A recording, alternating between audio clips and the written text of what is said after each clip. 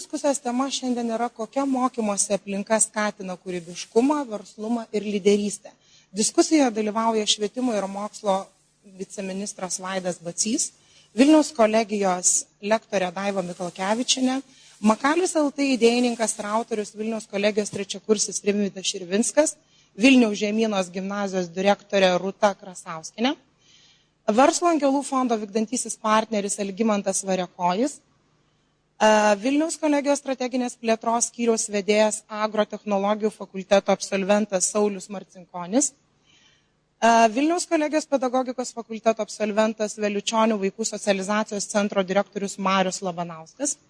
Ir diskusiją moderuoju aš, Indrė Radavičienė, jaunųjų lyderių klubo MUVA prezidentė.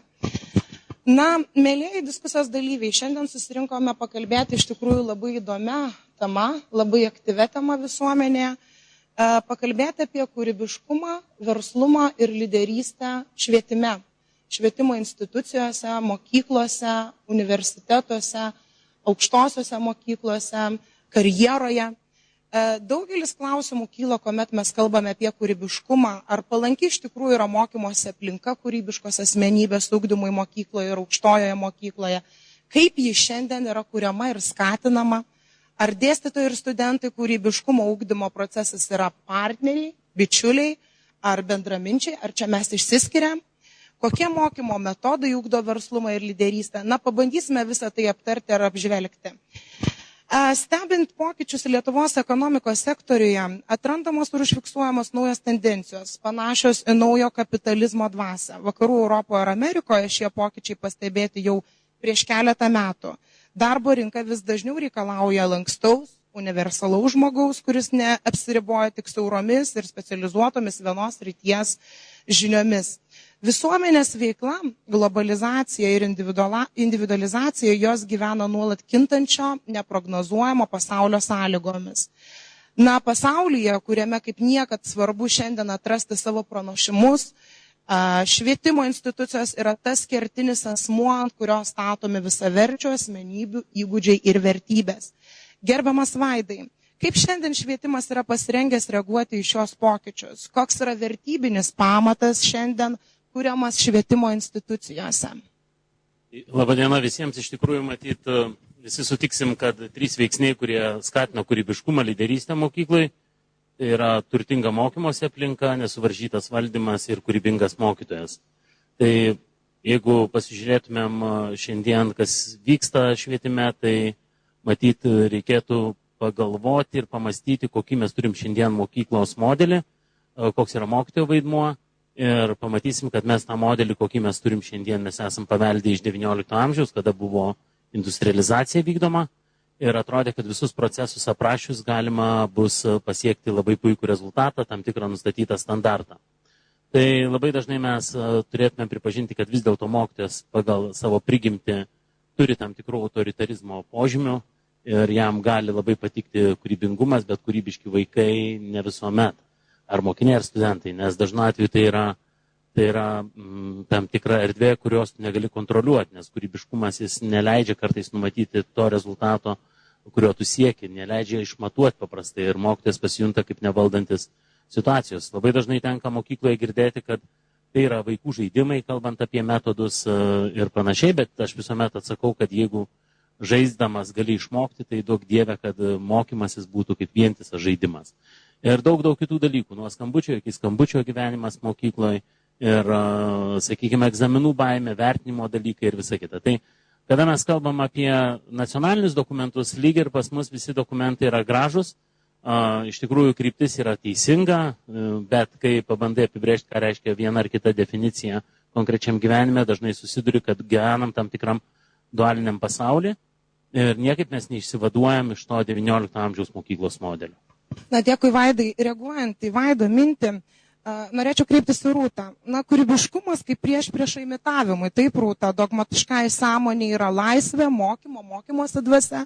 Na, taip apibrėžia mūsų būtent visuomenininkai ir verslininkai, kuri išlaisvina žmogų. Tik išsilaisvinęs asmuo gali sukurti ką nors naujo, ar ne vien kartoti ir mėgdžioti. Na, reaguojant į Vaido išsakytą mintį, ar mes iš tikrųjų šiandien esame pasiruošę išlaisvinti iš tų standartų rėmų jauną žmogų? Sutinku su gerbiamu viceministru, bet ne visiškai. Iš tiesų priklauso nuo asmenybės. Jeigu mokykloje dirba mokytojas asmenybė, tai patikėkite, vaikai eina paskui jį. Galiu pasakyti konkrečiai savo gimnazijos pavyzdžių.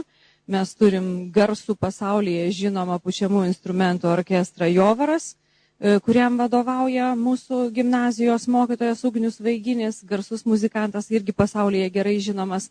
Taigi paskui vadovą į kolektyvą keliauja moksleiviai ir prieš tai šis kolektyvas gyvavo kitose institucijose. Taigi viskas priklauso nuo mokytojo ir nuo jo gebėjimo pačiam priimti tą laisvę. Patikėkit, kad mokyklose, kur yra daug kūrybingų mokytojų ir kūrybingų moksleivių, iš tikrųjų dirbti nėra taip paprasta, nes ten visuomet yra toks lengvas chaosas. Ir galbūt mokytojai dalykininkai ne visuomet nori tai ir pripažinti. Bet vėlgi tai priklauso nuo organizacijos susitarimų. Ir jeigu toj komandoj, toj organizacijoje yra daug tų kūrybiškų žmonių, energingų, kūrybingų, kurie patys yra laisvi, be jokios abejonės jie gali suteikti tą laisvę, parodyti tą laisvę ir be jokios abejonės yra atsakomybės ribas moksleiviams. Na, labai įdomi įžvalga, Rūta. Norėčiau taip pat paklausti Mariaus, kaip pedagogo, baigusio pedagoginį fakultetą ar ne, Vilniaus kolegijos. Na, pasak Europos kūrybiškumo metų ambasadoriaus profesorius Edward Dabono, jaunas žmogus dabar turi viską, ar ne, technologijas ir internetą, kas yra labai labai užvaldęs šiandieninę būtent jaunuomenę. Ir kurie jo įpročius kurti ir mąstyti šiek tiek destruktyviai daro ir vis sunkiau įmanomas ateina etapas, ar ne, motyvuoti, kurti jaunimą. Pasidalinkit savo, gerbiamas Mariau, patirtimi, kaip manote, kaip šiandien iš šią išsakytą būtent profesoriaus problemą reaguoja pedagogika? Aš pripažįstu, kad kiekviena naujovė, kiekvienas visuomenės reiškinys turi tam tikrų ir pliusų ir minusų. Tai galime toj srity išvelgti ir minusų, bet manau, pliusų čia yra tikrai daugiau, kad vaikai, pedagogai gali pasinaudoti informaciniam technologijom, internetu ir šiai dienai mokykla stengiasi žengti koja kojon su informaciniam technologijom, su naujovėmis ir visus tos procesus pritaikyti, kad mokymasis būtų daug įdomesnis. Iš visų tų dalykų mokykla semėsi, taip pat ir mokosi ir daro, kad tas procesas ugdymo būtų įdomus, o tas technologijas pritaiko savo kūrybiškumo irgi ugdymui. Ir aš manau, kad internetas nėra blogybė ir kūrybiškumais tikrai nekenkia, nes internetas, informacinės technologijos, aš manau, išlaisvina mokytojo kurti ir savo kūrybiškumą jisai gali pasitelkiant šiais dalykais dar labiau atskleisti. Gerbiamas Vaidai, ar sutinkate su išsakyto Mariaus mintimi? Aš sutinku, aš tik pajuokavau, kad copy-paste labai lengva internetą turint padaryti. Tai aš, prašau. Aš dar norėčiau irgi įsiterpti šitą diskusiją. Iš tikrųjų, tiek internetas, tiek kažkokios kitokios technologijos, tai yra tik tai priemonė, tai yra tik tai metodas. Ir pirmiausiai viskas priklauso nuo žmogaus, o man atrodo, kad mes kažkaip Lietuvos bent jau mokyklose sureikšminam metodus, sureikšminam kažkokius tai daiktus, kurie tik tai bendravimą, gyvų žmonių bendravimu kažkuo tai virsta. Ir turim visi dėja, reikia pripažinti, tam tikrų išankstinių nuostatų, o nuostatas, kaip žinia, pakeisti yra labai sunku. Na, sutinku, gal stereotipus galima bandyti laužyti, ar taip, Mariau? Aš dar norėjau pridurti, kad iš tikrųjų, jeigu žmogus yra kūrybingas, tai informacinės technologijos, internetas jam tik tai dar labiau padeda ir tą ugdymo procesą dar labiau padaro įdomiu. Na, ačiū, Mariau. Dėkoju Rūtai už įžvalgai, labai labai įdomią. Norėčiau paliesti aukštųjų mokyklų problematiką. Ir aukštosioms mokykloms mes visi suprantame, nebepakanka būti tiesiog akademinė institucija, ar ne. Reikia taip pat skatinti jauną žmogų kurti, kūrybiškai mąstyti, suteikti žinias ir informacijos, kurios būtent skatintų tą kūrybiškumą, verslumą, inovacijas, ar ne. Gerbiama Daiva, kaip kūrybiškumas šiandien yra skatinamas ir ugdomas aukštojoje mokykloje? Ar galėtumėt pasidalinti savo patirtimi? Kalbant apie kūrybiškumo skatinimą, Visų pirma, tikriausiai reikia pasižiūrėti į dėstytoją, kiek mes esame patys kūrybiški, inovatyvūs, kiek mes trokštame sudominti, kiek mes gebame bendrauti, bendradarbiauti ir kiek mes dalinamės tą informaciją. Galiu teikti, kad didžioji dalis dėstytojų iš tikrųjų yra tokie savo srities profesionalai, siekiantis ne vienadienio rezultato. Taigi, ką ir kaip mes darome.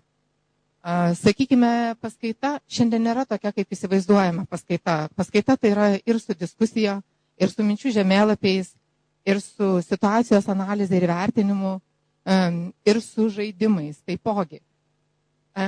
O jeigu prisimintume dar visus kitus metodus, kuriuos mes įtraukėme į studijų procesą, tai ir spaudos konferencijos, ir seminarai, konkursai, Venn diagramos, esė, kompetencijų aplankai, debonomio skrybelės ir visa kita. Ir iš tikrųjų tai yra labai įdomu ir tai išlaisvina jaunus žmonės. Norėčiau atkreipti dėmesį, kad be šių įvairių metodų mes į savo studijų procesą esame įtraukę 2 modulius, tokius kaip verslininkystė, kurie leidžia pažinti pirmuosius verslo žingsnius, ir lyderystė bei kūrybiškumas, kurie leidžia būtent atsiskleisti studentui kaip savarankiškai asmenybei. Šiuo metu pirmieji, ko gero Lietuvoje, deriname su danais programą Kūrybiška įmonė, kuri bus grįsta visiškai kitokiais metodais, mokymo stiliais. Tačiau mes esame ta institucija, kuri pagrindinį dėmesį skiria praktinių įgūdžių tobulinimui. Ir šioje srityje galėtų už save kalbėti patys studentų organizuojami renginiai kiekvienoje studijų programoje. Mes turime reklamos dieną Redi, mes turime prekybos dienas Merkurijaus dienos, mes turime verslo administravimo dienas Boso draugo dienos. Mes turime tarptautinio verslo dienas, verslo savaitę, mes turime iš tikrųjų turizmo karjeros dienas. Taigi, be renginių, kuriuose patys studentai organizuoja, ieško rėmėjų, vykdo įvairias atrakcijas, mūsų studentai dalyvauja ir visose kitose renginiuose, kaip Verslauk, Idėja, kuriuose ne tik tai esame laimėtojai, bet esame gavę ir valstybės lėšas įmonių steigimui. Taigi, manyčiau, kad visą tai gali parodyti ir atskleisti, ką mes galime, kiek mes suteikime šito. Ir tikriausiai galbūt ir esate matę, kaip studentai Vilniaus gatvės įvairių renginių ir švenčių proga dalina šypsenas Vilniaus gyventojams arba svečiams, kaip studentai Rotušės aikštėje šokalinę vykdo, kaip verslo atstovai dalyvauja pokalbiuose. Ir tai iš tikrųjų tik tai dalelė maža mūsų studentų praktinių įgūdžių įgyvendinimo pavyzdžių.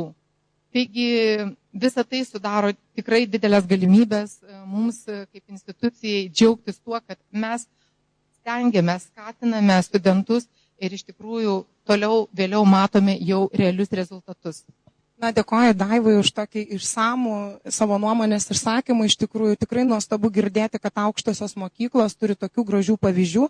Na, bet aš tik taip matau netgi ir realizuotas pavyzdys sėdi viduryje mūsų diskusijos. Tai yra Rimvydas Širvinskas, kuris, mano manimu, Rimvydas tikriausiai paliudys ir patvirtins, o jeigu ne, tai sakys savo nuomonę ar ne kitų kampų. Kaip Rimvydai patį įkvėpė aukštoji mokykla kurti, inicijuoti savo idėją, verslo idėją ar ne, realizuoti tiksliau savo verslo idėją. Ar iš tikrųjų ta mokymosi aplinka paskatino patį verslauti?